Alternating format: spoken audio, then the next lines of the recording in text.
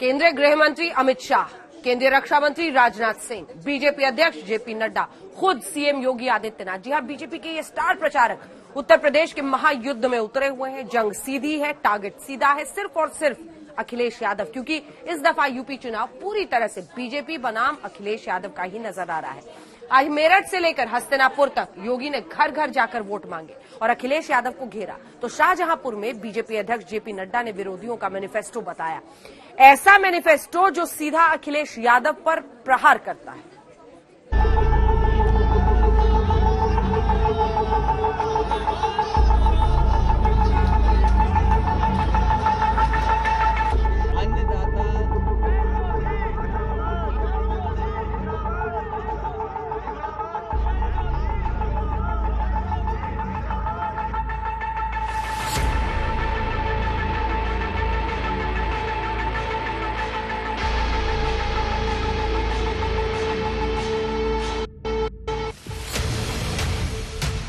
ये पश्चिमी उत्तर प्रदेश का महायुद्ध है।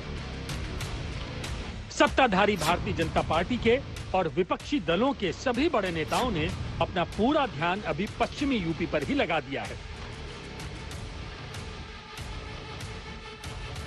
इसके साथ ही ये समझने की भी कोशिश हो रही है कि किस पार्टी का पश्चिमी उत्तर प्रदेश के लिए क्या गेम प्लान है। केंद्रीय गृह मंत्री अमित शाह, रक्षा मंत्री राजनाथ सिंह, बीजेपी अध्यक्ष जेपी नड्डा, यूपी के सीएम योगी आदित्यनाथ पश्चिमी यूपी में ताबड़तोड़ प्रचार कर रहे हैं, घर घर जाकर पर्चे बांट रहे हैं, वोट मांग रहे हैं। आज हम आपको दिखाएंगे कि आखिर केंद्र और यूपी में डबल इंजन की सरकार चलाने वाली सत्ताधारी बीजेपी को इतनी तगड़ी कारपेट बॉम्बिंग क्यों करनी पड़ रही है। तो शुरुआत सीएम योगी के मेरठ में डोर टू डोर कैंपेन से करते हैं। सीएम योगी आदित्यनाथ मेरठ पहुंचे तो उनका भव्य और दिव्य स्वागत हुआ। आप देख सकते हैं कि सीएम योगी के स्वागत में सजी मेरठ की इन गलियों में कैसे हुजूम सा उमड़ पड़ा है। उत्तर प्रदेश मुख्यमंत्री योगी आदित्यनाथ इस वक्त मेरठ पहुंच चुके हैं और जिस तरीके का हर्षोल्लास से उनका स्वागत हो रहा है, आप देख पा रहे हैं यहाँ पर जो भीड़ उमड़ी है योगी आदित्यनाथ के स्वागत के लिए। इस वक्त आप लोगों का बहुत ज्यादा जो हजूम यहाँ पर पहुंचा है, लोग यहाँ पर उनके स्वागत का उत्साह देख रहे हैं आप। इस वक्त पुष्प और फूलों की यहाँ पर बरसात हो रही है। योगी जी के लिए सवेरे से लोगों का इंतजार हो रहा था और देखिए इस वक्त योगी आदित्यनाथ घर घर जाकर लोगों से बात करेंगे। योगी आदित्यनाथ ने डोर टू डोर कैंपेन शुरू किया तो महिलाओं ने उन्हें जीत की प्रार्थना के साथ तिलक लगाया। इस वक्त दिखाई दे रहे हैं आपको डोर टू डोर कैंपेन करते हुए और लोगों से बातचीत करते हुए। सबसे पहले सामने परिवार की महिला को बुलाया गया है, जैसा कि हम दिखा रहे हैं आपको कि इस घर में परिवार वालों से बातचीत हो रही है और योगी जी बात कर रहे हैं इनसे।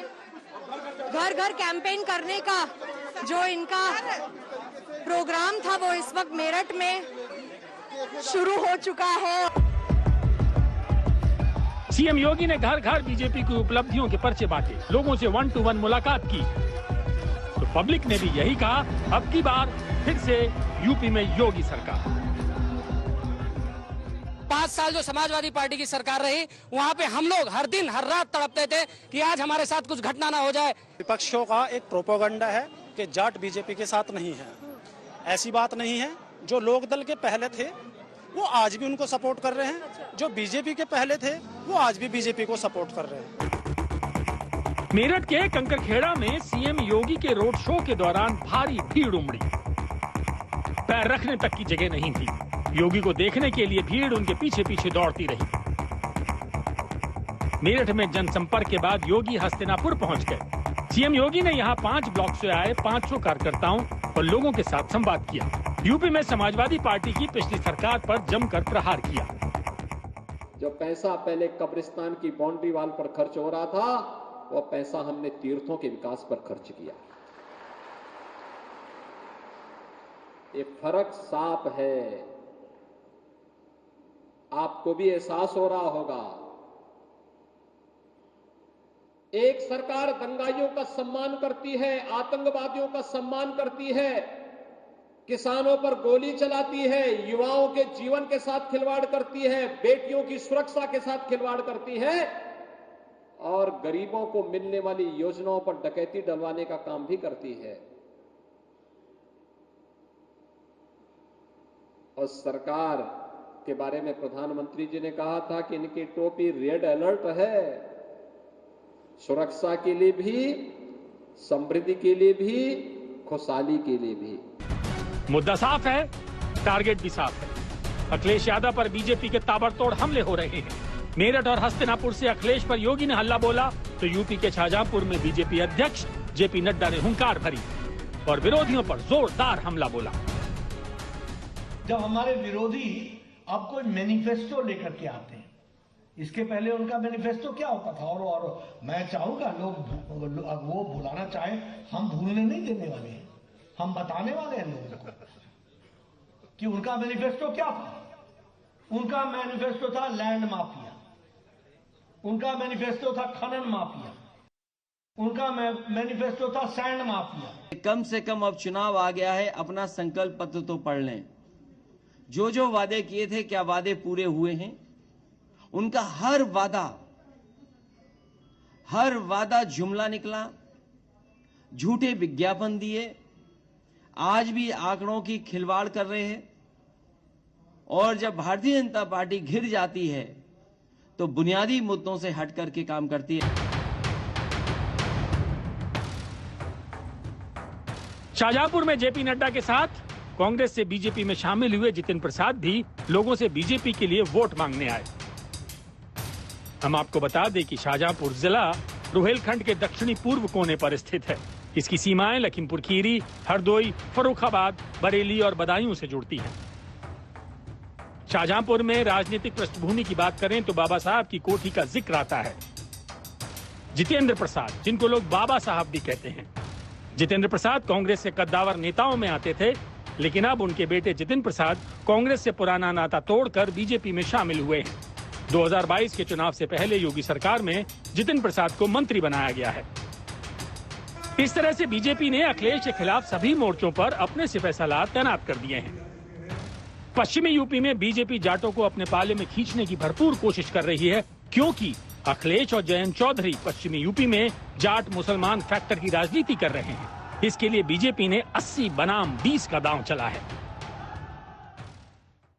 हमारे यहाँ कहते हैं नैनिहाल में भोजन करने बैठो और माँ परोसने वाली हो तो कोई दिक्कत आती है भाई? खाने में आती है? बताओ।